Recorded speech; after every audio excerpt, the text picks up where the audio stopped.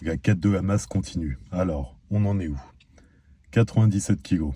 C'est la première fois de toute mon existence que j'arrive à ce poids-là. Évidemment, c'est pas 97 kilos sec, ce serait beaucoup trop beau. Mais bon, malheureusement, quand on veut monter, quand on veut passer un cap, il faut un petit peu dégrader la condition. Donc pour l'instant, on va dire que le matin, on voit les abdos. En fin de journée, c'est pas terrible. Mais bon, ça avance quand même dans le bon sens. Et surtout, je suis assez content de voir que ça évolue toujours. J'ai commencé ce processus de quête de la masse il y a un peu moins d'un an, suite à ma dernière compétition. Après, j'ai augmenté légèrement les calories. Et puis on va dire que ouais, peut-être 2 mois, 2, 3 mois après la compétition, là, j'ai vraiment attaqué la prise de masse. Et ça continue à évoluer. Il y a toujours des phases de stagnation, évidemment, c'est normal, des phases où ça ne bouge pas vraiment. Et puis, un mois plus tard, 2 mois plus tard, bah, hop, un petit kilo qui arrive. Et je vois que je prends en volume petit à petit. Donc, je suis assez content. Alors, aujourd'hui, on va changer de cadre. Je suis venu faire ma séance à Gigafit Saint-Cyr-l'École. Très belle salle, vous allez voir. Et comme ça va changer de machine, ça va changer de cadre. Pour moi, ça va me faire du bien parce que pour ceux qui me suivent, vous connaissez mon aversion pour ma région, enfin pour l'endroit où j'habite. Et donc là, ça m'excentre un petit peu. Là, en plus, vu que c'est le mois d'août, ça roule très bien. Je suis arrivé en 35 minutes. Pour vous donner un ordre d'idée, si j'étais parti à la même heure en semaine le reste de l'année, j'aurais mis au moins 1 heure. Donc là, c'est très très bien. Et puis on va faire une séance pec dos.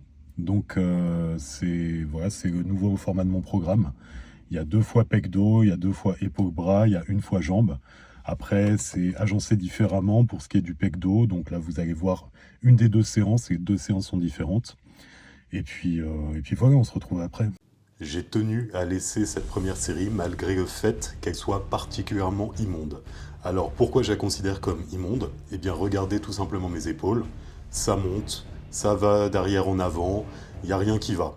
Mon but c'est de me focaliser sur les pecs et là je travaille plus mes épaules qu'autre chose. Sachant que les pecs c'est un de mes plus gros points faibles.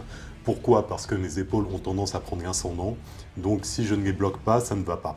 Alors pourtant, j'ai essayé beaucoup de positions, j'ai baissé le siège, j'ai monté le siège, j'ai essayé de me caler de différentes façons, j'étais jamais vraiment à l'aise. C'est mon premier exercice, c'est pour ça que je voulais mettre beaucoup de tension mécanique dessus. Je m'en suis pas rendu compte lors de mes séries d'échauffement, et c'est lors de cette première série de travail, après avoir filmé et vérifié ce que j'ai filmé, si c'était bon au niveau du cadrage, bah là je me suis rendu compte que ça n'allait pas, donc j'ai choisi de diminuer les charges par la suite. Mais même en diminuant, même en me concentrant, ça bouge moins, mais ça remonte trop. Enfin, j'ai eu vraiment de mauvaises sensations.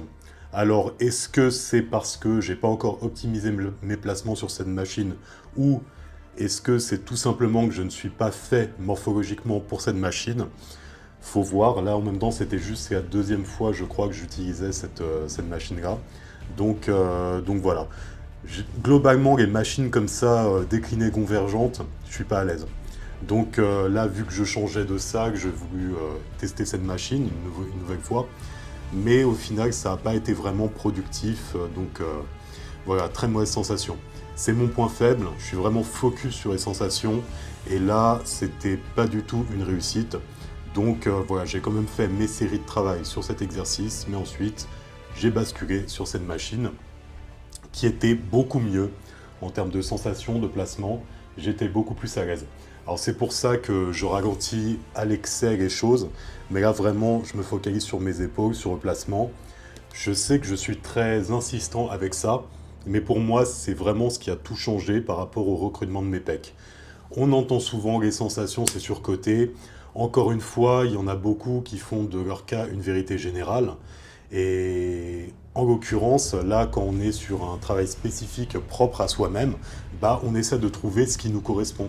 Et pour moi, bah, c'est le fait de me focaliser vraiment sur les sensations, c'est ce qui m'a permis de développer un peu plus mes pecs. Évidemment, ce n'est pas devenu un point fort, mais ça va mieux quand même par rapport à ce que c'était au début. Alors, vu que sur le premier, c'était pas une réussite en termes de tension mécanique, là, je suis sur la même logique. J'ai essayé de mettre assez lourd et d'aller chercher l'échec sur du 8-12 reps de mémoire, sur les deux premières séries je crois. Et après j'ai diminué la charge et j'étais entre 10 et 12 ou 12 et 15, je me souviens plus exactement. Peu importe, ce qui est important encore une fois c'est d'être au plus proche de l'échec, mais en ayant diminué la charge sur les deux séries suivantes. Donc on est encore sur du 4 séries, comme sur le premier exercice.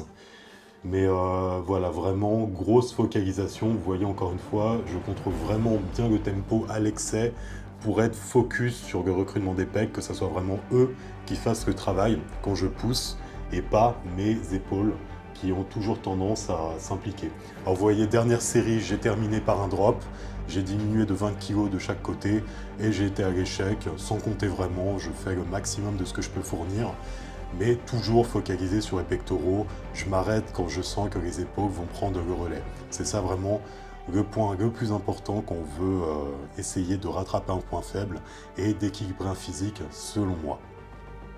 Maintenant, on passe au troisième exercice, c'est-à-dire les écartés à la poulie vis-à-vis.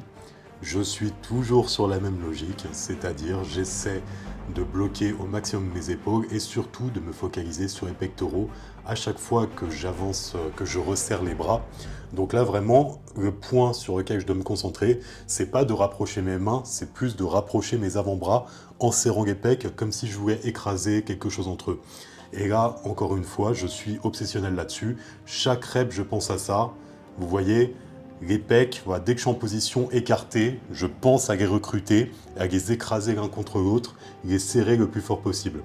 Alors là-dessus, j'étais encore sur du 4 séries. Il me semble, parce que là, voilà, mes enregistrements, souvent, ils s'échelonnent sur plusieurs jours, voire plusieurs semaines. Je crois que j'étais en gamme montante. J'ai dû faire 15 reps la première série, 13 la deuxième, et deux séries en drop set, où j'étais à 11 et je baisse la charge et je vais à l'échec. Donc il me semble que j'ai fait ce format-là. Parce que j'aime bien finir sur quelque chose avec un peu plus de volume, on va dire, en termes de répétition. Et le fait de faire deux séries en drop set, je trouve ça plus attractif, on va dire, sur le moment, plutôt que de faire par exemple des séries de 20. Je préfère décomposer, voilà, mettre un poids entre guillemets lourd, faire 10-11 reps, baisser la charge et faire encore 10-11 reps. Je préfère le faire comme ça en termes de sensation, surtout que quand ça devient dur, voilà, sur la première phase avant le drop, bah, plutôt que de dégrader la technique et d'essayer de continuer à aller chercher plus de reps, bah, je diminue la charge, ce qui fait que je peux être plus propre sur la technique et ne pas perdre cette connexion avec mes pecs qui est toujours vraiment au centre de ma séance. C'est là-dessus vraiment que je me focalise au maximum. Après avoir fait 3 exercices pour les pecs, maintenant on va s'occuper du dos sur lequel on va faire également 3 exercices. Sachant que donc j'ai 2 séances pec dos, une le lundi, une le jeudi, ça c'est celle du jeudi. Et dans l'autre séance, il y a également 3 exercices pec, 4 exercices pec et 2 exercices dos. Vu que c'est focus pec, mon programme, c'est pour ça il y a un petit peu plus de volume sur les pecs. Alors là, donc sur cette séance et donc sur la partie dos, le premier exercice, tirage vertical unilatéral en prise supination. Pourquoi je commence par ça? Parce que j'aime bien au niveau des sensations, ça me permet de bien me focaliser sur le grand dorsal, notamment en mettant le petit pic de contraction en bas. Pareil, il y a différents courants par rapport à ça, il y en a qui estiment que ça sert à rien. Personnellement, pour moi, l'intérêt, ça me permet, sur le premier exercice, de bien activer cette connexion avec le grand dorsal. C'est une habitude que j'ai pris de me focaliser sur cette connexion, dans le sens où, auparavant, quand je travaillais avec dos, c'était surtout mes bras qui travaillaient. Et donc le fait de me focaliser comme ça sur le grand dorsal, ça me permet de bien activer cette connexion et de décharger la pression sur les bras.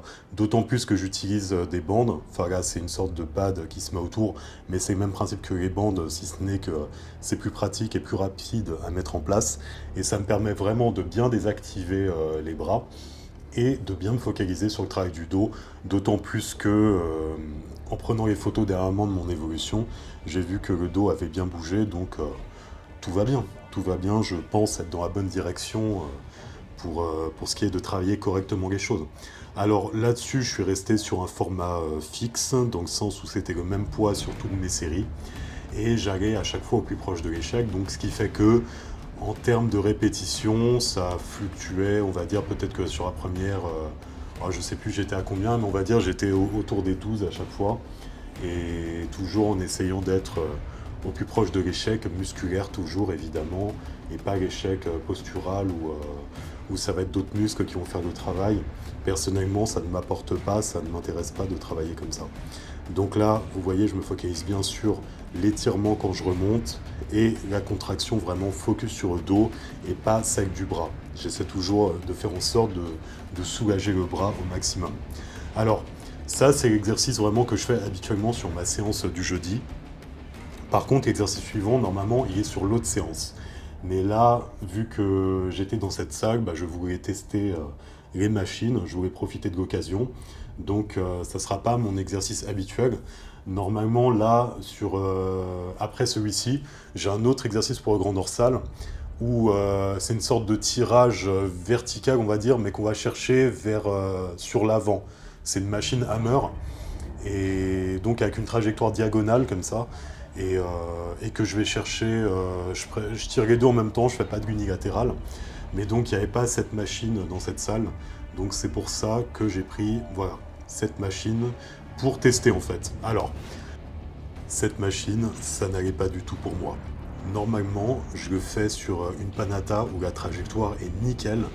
Et là, bah, la trajectoire, c'est un peu l'inverse de la Panata, c'est-à-dire que là, ça remonte vers le haut. Vous voyez, la trajectoire est circulaire vers le haut, alors que la Panata, c'est l'inverse. Donc, c'est beaucoup mieux pour cet exercice. D'autant plus que je voulais prendre en prise neutre. Et là, la position prise neutre est assez excentrée, donc ça ne me convenait pas également pour ce que je voulais en faire. Ça aurait été bien pour un autre exercice, mais pour ce que je voulais, non. Donc j'ai fait en prise supination. Et pareil, j'ai essayé différentes positions, hauteur de siège et tout. J'étais pas à l'aise. Alors encore une fois, c'était la première fois que j'utilisais cette machine. Donc il y a peut-être de l'optimisation à faire, mais je pense là tout simplement que c'est juste la trajectoire qui est pas bonne pour l'exercice que je voulais faire. Ce serait bien pour un exercice plus focus haut du dos, trapèze médian, ce genre de choses. Mais moi, je voulais travailler le grand dorsal. Et là, avec cette trajectoire, ça n'allait pas. Donc c'est pas grave, voilà, j'ai quand même continué, j'ai essayé de chercher un peu ma manière de tirer un peu aléatoire. Des fois, le coude va plus ou moins loin parce que je cherche en fait. Je cherche la sensation, je cherche le ressenti, je cherche le focus grand dorsal et même là, vous voyez, je mets trop de trapèze. Donc j'étais pas à l'aise, mais bon, voilà, c'est pas grave, on expérimente, on essaie d'optimiser les choses. Et après, c'est à force d'expérience qu'on peut se faire une idée vraiment concrète des choses plutôt que d'arriver de juger tout de suite en disant c'est nul, c'est pas fait pour moi. Donc voilà, j'ai testé. Pour l'instant, je suis pas fan, mais bon, il y a peut-être quelque chose à creuser. Globalement, j'avoue, c'était pas une séance terrible. Entre premier exercice où j'étais pas bien au niveau des épaules sur la machine, celle-ci où pareil, j'étais pas à l'aise non plus.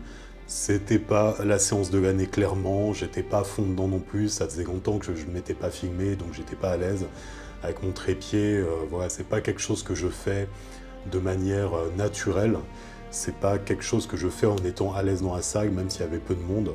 Donc en même temps, je prends ça toujours comme une occasion de travailler sur moi, de travailler sur mon inconfort.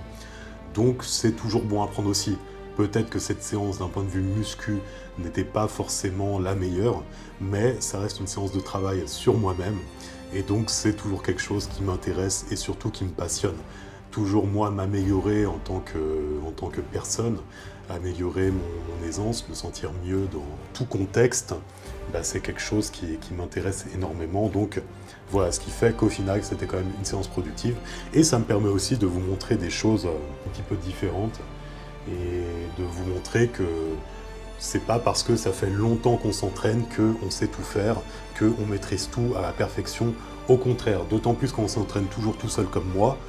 Au final, justement, c'est ça qui est bien dans le fait de se filmer, bah, ça me permet de voir ce que je fais et qu'il y a d'ailleurs souvent une différence entre ce qu'on pense faire et ce qu'on fait réellement, et donc de corriger, d'optimiser.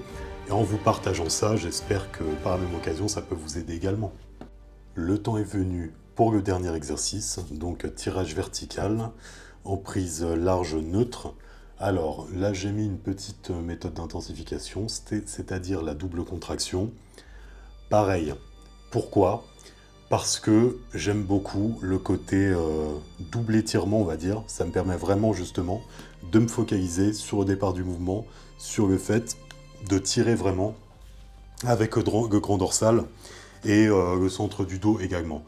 Mon but, toujours sur les séances dos, c'est de soulager au maximum les bras. D'ailleurs, c'est pour ça que là, je mets des crochets, parce que sur ce genre de prise, évidemment, les bandes ne vont servir à rien. Et avec les crochets, ça me permet de désactiver surtout les avant-bras. Alors, paradoxalement, cette fois-ci, sur cette séance, encore une fois, preuve que j'étais pas dedans, je sais pas pourquoi, mais j'avais les avant-bras en feu. Donc là, pareil, j'ai essayé de pas mal changer d'angle. Des fois, je me penchais un peu plus, je me penchais un peu moins, je tirais les coudes un peu plus vers l'avant, un peu plus vers l'arrière. J'ai essayé en fait plein d'angles différents pour essayer de désactiver ces satanés avant-bras. Et je sais pas pourquoi, ils m'ont cramé tout au long de cet exercice. Donc, il y a un truc que je dois corriger, il y a un truc... pareil, vous voyez des fois, quand ça fait longtemps qu'on s'entraîne, on fait les choses, on adapte l'entraînement à sa morpho, on adapte les choses pour avoir les meilleures sensations possibles, si bien qu'au bout d'un moment, on oublie le pourquoi du comment on s'est mis dans telle ou telle position, juste on l'a fait parce qu'on se sentait mieux comme ça. Mais des fois, pareil, on est moins vigilant, bah, notamment moi pendant cette séance, on est moins dans notre séance, et voilà, on ne sait pas pourquoi, il y a une problématique de l'ancien temps qui revient. Et donc pour moi, vous voyez, pour moi les pecs, le problème c'est les épaules. Et pour moi, le travail du dos avant, ça a toujours été les avant-bras. Ça a toujours été mon facteur limitant, dans le sens où ça me crame, ça me brûle littéralement. Donc les bandes ont permis de régler ce problème. Et là, je sais pas pourquoi, c'est revenu sur cette séance. Donc, et justement, bizarrement, bah, la semaine dernière, j'ai pas eu de problème.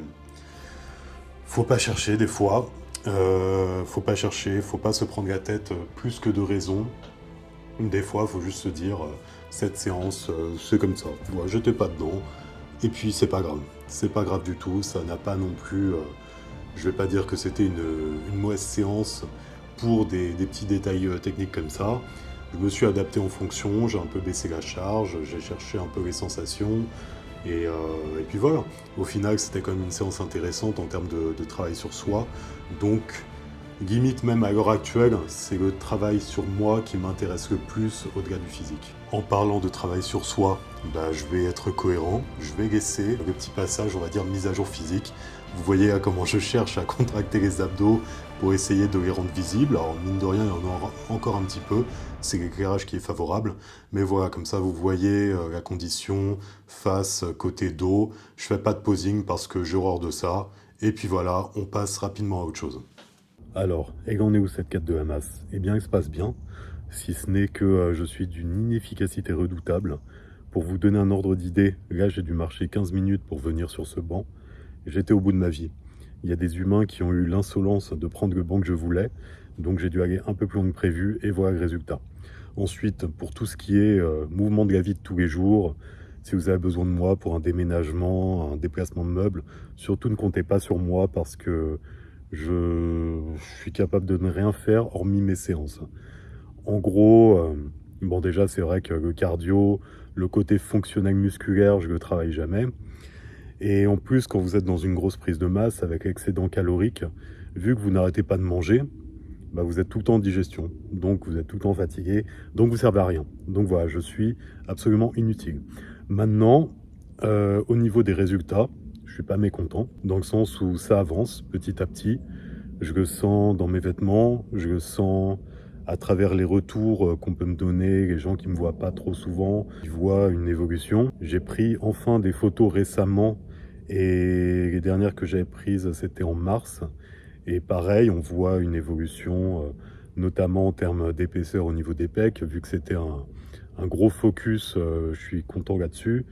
Et même je sens que globalement, les mensurations évoluent. C'est un gros pas en avant. Et donc, c'est l'occasion de parler d'un concept qui me tient vraiment à cœur, c'est-à-dire la persévérance. La persévérance, c'est vraiment indispensable dans votre pratique de la musculation et même dans tous les domaines au final. Mais pour rester dans le cadre de la musculation, sans ça, vous n'atteindrez jamais vos objectifs. C'est même pas la peine d'y penser en fait. Parce que sans persévérance, au moindre petit contretemps, à la moindre petite baisse de motivation, à la moindre phase de stagnation qui est indissociable de toute progression d'ailleurs, vous allez abandonner et vous allez abandonner aux portes d'un palier de progression justement. Parce que c'est ça le principe de la musculation, c'est que vous avancez petit à petit, donc vous avez des gains, vous progressez, et hop, vous avez une phase de stagnation. Et c'est normal, c'est indissociable de votre progression. Et là, la clé justement, c'est de continuer, même quand ça bouge pas, même quand vous ne voyez plus de résultats, même quand ça devient limite insupportable, eh bien, il faut continuer parce que c'est au bout peut-être de quelques semaines, voire même de quelques mois, que vous allez passer un nouveau palier de progression. Et là même, vous verrez votre physique, mais qu'est-ce qui s'est passé? Ben, c'est juste que vous avez persévéré, ça ne bougeait plus, mais c'était une étape nécessaire à votre évolution. Et ça va recommencer, c'est ça le pire. Tout au long de votre parcours, ça va recommencer. Donc, faut s'y attendre à ça, c'est complètement normal. En fait, ce serait trop beau si notre parcours en musculation pouvait être un chemin comme ça, une croissance constante. Mais malheureusement, c'est jamais le cas. Et encore une fois, comme dans tous les domaines, comme dans tout ce que vous entreprenez, comme dans toute pratique, comme dans tout sport, c'est qu'une histoire de palier de progression, c'est toujours la même chose. Donc, c'est indispensable de s'armer de la persévérance. Maintenant, comment faire preuve de persévérance? Parce que au final, c'est ça le plus dur. Et il n'y a pas de recette miracle. Il y a une recette qui vous convient. Et encore, elle peut vous convenir pendant une période de votre vie, et après, vous passez sur une autre méthodologie. Mais voilà, il peut avoir, par exemple, pour rester dans le cadre de la musculation, le mode opératoire du «je ne veux plus» d'une situation. C'est-à-dire, j'ai un physique et je ne veux plus de ce physique. Donc, je veux continuer à avancer, m'améliorer. Et donc, c'est important de garder toujours ça en tête quand on arrive sur une période de stagnation, c'est de se dire: «Non mais je reviendrai jamais en arrière, c'est hors de question. Je ne resterai pas dans cette situation, je vais persévérer pour ne plus vivre ce que je ressentais quand j'avais ce physique». Il y a cette approche et il y a l'approche dans l'autre sens, c'est-à-dire: «Je veux tel objectif». D'ailleurs, c'est un fonctionnement pareil qu'on peut extrapoler dans plein de domaines. C'est-à-dire que des fois, on se lance dans un objectif parce qu'on ne veut plus vivre une situation et d'autres fois et d'autres profils, on va marcher plus à l'atteinte d'objectifs. Voilà, je veux ça. Donc, je vais persévérer pour avoir ça. Et donc, ça peut être cette approche qui vous anime le plus. C'est-à-dire, vous voyez plus futur et vous voulez absolument cet objectif et donc vous allez persévérer quoi qu'il arrive. Mais dans tous les cas, ce qui est important quand on arrive dans une période de stagnation, c'est de toujours se poser la question donc du pourquoi. On en revient toujours à ça. Mais c'est fondamental. Et c'est pour ça d'ailleurs que j'insiste tant là-dessus, parce que bien souvent, on va se lancer dans quelque chose et c'est pas vraiment ce qui nous anime au fond de nous. C'est important d'être à l'écoute de notre langage intérieur. Et donc, ce que je veux dire par là, c'est que parfois, on va faire, pour rester dans le domaine de la musculation, on va vouloir, par exemple, un physique en se disant ce physique va améliorer mon estime de moi-même et j'aurai accès à des choses auxquelles je n'ai pas accès à l'heure actuelle. Maintenant, ce qu'il faut savoir, désolé de briser vos rêves, mais c'est que vous aurez beau avoir le physique dont vous rêvez, ça n'améliorera pas forcément votre estime de vous-même. Ce qui améliore l'estime de soi, c'est l'atteinte d'objectifs, c'est l'accomplissement, c'est le fait de se dire: «Je veux vivre telle expérience dans ma vie, je veux accomplir telle chose et je vais tout mettre en œuvre pour le faire». Et quand vous voyez que vous êtes capable de ça, de persévérer, d'avancer, de franchir de nouvelles étapes, là, votre estime de vous-même s'améliore. Le physique, vous aurez beau avancer, au final, vous vous verrez toujours un peu avec le même œil que quand vous avez commencé. Donc il y a peu d'amélioration au final. Mais donc, pour faire preuve de persévérance, c'est indispensable de se connecter à soi, à notre langage intérieur, et à se demander pourquoi je fais ça. Est-ce que c'est pour le regard des autres? Est-ce que c'est pour la validation des autres? Est-ce que c'est parce que je vois ça sur les réseaux à longueur de journée, donc je crois en avoir envie, mais au final ça m'indiffère? Vous voyez, ça c'est très important. Et du coup, des fois, on est dur avec soi-même en se disant: «Ah, je suis nul, je fais preuve d'aucune persévérance, je suis incapable d'aller au bout de cette chose». Mais c'est peut-être qu'au final, cette chose, ne vous correspond pas, ne vous anime pas, ou vous la faites pour la mauvaise raison. Donc, on en revient toujours à ça, mais tout est une histoire de psychologie. C'est jamais qu'on est nul, c'est plutôt qu'on se pose les mauvaises questions. Et c'est pas simple parce que on n'est pas dans un monde, on n'est pas dans une société où on nous apprend à comprendre ce qui se passe dans notre cerveau, à savoir comment on fonctionne, à savoir interpréter nos émotions. Tout ça, on ne nous l'apprend pas. Donc des fois, on se sent dépassé, on se juge très négativement, mais ce n'est pas de notre faute. Par contre, ce qui est de notre responsabilité, une fois qu'on a conscience de tout ça, c'est de se poser les bonnes questions, de prendre des temps de réflexion et d'analyser les choses de manière avec de la hauteur et de manière objective. Ça, c'est complètement indispensable pour pouvoir avancer par la suite dans la bonne direction. Et justement, une fois que vous avez analysé les données, que vous avez observé pourquoi vous faites ça, qu'est-ce qui vous anime vraiment, bah là, vous aurez les outils pour faire preuve de persévérance. Parce que si ça vous anime suffisamment, il n'y aura même pas à se poser de questions en fait. Alors j'ai un ami, oui, j'ai des amis, qui me posait une question que je voulais partager avec vous parce que je l'ai trouvée très intéressante par rapport justement au fait de se poser les bonnes questions. Et donc, il me demandait comment tu fais pour avoir l'énergie tous les matins pour aller t'entraîner. Parce que j'ai la chance de pouvoir aller m'entraîner le matin.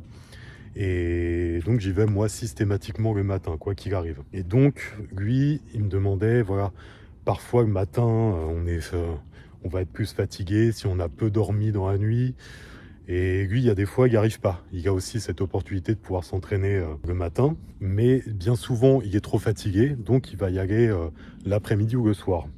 Or, la salle où il va s'entraîner, j'y vais parfois de temps en temps quand j'ai pas le choix. Mais l'après-midi ou le soir, c'est le casse au stand. Donc c'est insupportable, c'est le cirque Pinder, c'est des ateliers de n'importe quoi à droite à gauche. Et surtout, c'est voilà, c'est une population assez désagréable, assez antipathique. En plus, c'est un bordel sans nom au niveau du rangement. Donc en gros, on l'évite l'après-midi et encore plus le soir. Et donc justement, ce que je lui ai répondu, c'est que moi, la question que je te pose, c'est comment tu fais toi, alors que tu as le choix, pour supporter de t'entraîner là-bas le soir. Moi, en fait, c'est justement cette perspective d'inconfort absolu dans mon entraînement qui me donne la force d'aller m'entraîner le matin. En fait, je me lève et si je suis fatigué, même si je suis complètement éclaté, même si j'ai dormi 2 heures, je m'imagine m'entraîner là-bas le soir et ça m'énerve déjà. Donc, pour ma santé mentale, pour ne pas finir dans les faits divers également, je vais aller m'entraîner le matin. Peu importe si je suis fatigué. Voilà, j'ai cette chance déjà de pouvoir m'entraîner le matin. C'est un luxe en soi. Donc je ne vais pas gaspiller cette chance sous prétexte que je suis fatigué. Parce que de toute façon, je sais que si j'y vais le soir, même si je dors plus et que j'y vais le soir, nerveusement je vais être à bout. Je vais passer une mauvaise séance. En plus, voilà, tout sera pris, donc au-delà du côté énervement par rapport à la population, la séance sera moins productive, ça va m'énerver, et donc je serai encore plus mal. Donc c'est cette perspective d'inconfort et de mal-être qui va me donner la force. Et donc vous voyez que vraiment l'important, c'est de se poser les bonnes questions. Et pas d'essayer encore une fois de chercher la motivation, voilà, quelque chose d'émotionnel. Là encore une fois, c'est pas quelque chose d'émotionnel, c'est quelque chose de réfléchi. Voilà, je me pose, je me lève, je me pose la bonne question, j'analyse les choses et j'agis en conséquence. C'est ça qui est fondamental, et dans tous les domaines. Bon voilà, je me pose un petit peu pour finir cette histoire, parce que je viens de me faire agresser par des moustiques, je suis victime de harcèlement, et c'est assez insupportable. Mais donc, cette histoire, je voulais m'en servir pour évoquer au final quelque chose dont je parle souvent aussi, mais c'est toujours privilégier ce qui nous donnera des résultats positifs sur le long terme par rapport à l'inconfort court terme. C'est-à-dire que là, pour cette situation précise, le fait de se lever le matin, évidemment, c'est inconfortable. Aller s'entraîner, c'est inconfortable, effectivement. Donc, sur le court terme, c'est chiant, mais sur le long terme, c'est ça qui me donnera de meilleurs résultats.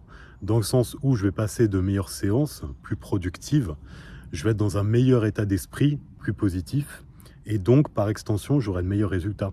Alors que si je m'obstine à vivre constamment une situation que je n'aime pas, dont je vais systématiquement me plaindre, c'est-à-dire aller m'entraîner le soir, alors que j'ai la chance de pouvoir m'entraîner le matin, aller m'entraîner le soir, m'énerver, passer des mauvaises séances parce que je cherche mes poids partout, parce que c'est le bordel, parce que ce dont j'ai besoin n'est pas dispo, les temps de repos sont éclatés, je me sens pas bien dans ce contexte, bah ça, voilà, tous les jours, ça génère du stress, ça génère des hormones qui ne sont pas forcément les meilleures pour la construction musculaire. Et donc, sur le long terme, bah déjà, quotidiennement, je me sens pas bien et mes résultats s'en ressentiront également. Tout est lié au final à chaque fois. Donc ça, c'est vraiment un concept fondamental aussi, au-delà de la persévérance que j'ai évoquée tout à l'heure. Mais de toute façon, j'en reparlerai plus longuement, peut-être même à travers un podcast.